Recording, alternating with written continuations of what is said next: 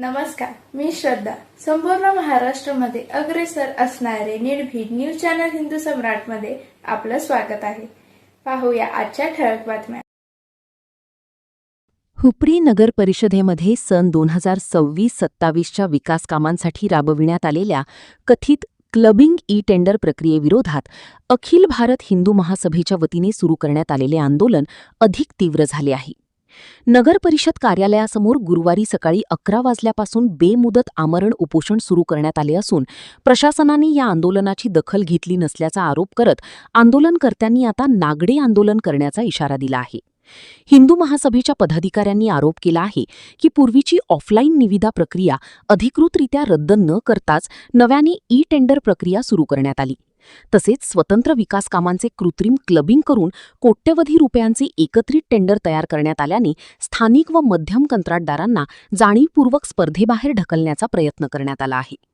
निविदेमध्ये मोठी आर्थिक उलाढाल, विशिष्ट यंत्रसामग्री तसेच आरएमसी प्लांटची सक्ती अशा अटी घालण्यात आल्याचा आरोप आंदोलनकर्त्यांनी केला आहे. या अटी सर्वसाधारण पात्रता निकष नसून विशिष्ट ठेकेदारांना लाभ मिळवून देण्यासाठी तयार करण्यात आल्याचा दावा करण्यात आला.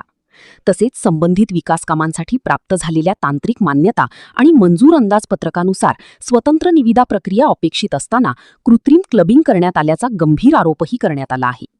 ऑनलाईन पोर्टलवर सविस्तर अंदाजपत्रक, नकाशे व तांत्रिक माहिती उपलब्ध नसल्याने निविदा प्रक्रियेत पारदर्शकतेचा अभाव असल्याचे आंदोलनकर्त्यांचे म्हणणे आहे.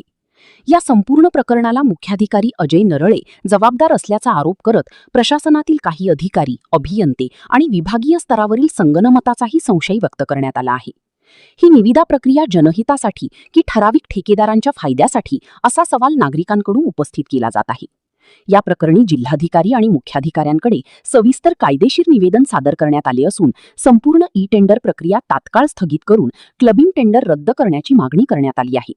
या बेमुदत आमरण उपोषणात अखिल भारत हिंदू महासभेचे उपजिल्हाप्रमुख रमेश भोरे आणि शहर प्रमुख संजय पाटील प्रत्यक्ष उपोषणास बसले आहेत. प्रशासनाला जाग आणण्यासाठी कोणताही मंडप न उभारता भर उन्हात आंदोलन सुरू ठेवण्यात आले आहे. प्रशासनाला उघडे पाडल्याशिवाय आंदोलन मागे घेतले जाणार नाही असा आक्रमक पवित्रा आंदोलनकर्त्यांनी घेतला आहे. यावेळी सचिन सादळी, उमेश लोंढी, नीलकंठ माने, शिवाजी शेटकी, राजेंद्र उगळे, सूर्यकांत रावण, नितीन काकडे, विक्रम सावंत, संतोष परीट, सुहास माने, दादासू कामते, भरत देसाई, संदीप भंडारी, प्रशांत साळुंखी, निलेश कदम, शुभम पांढरबळे, ओंकार जांभळे, सखाराम मुधाळी यांच्यासह मोठ्या संख्येने कार्यकर्ते उपस्थित होते. हिंदू सम्राट न्यूजसाठी सागर पाटील, हुपरी.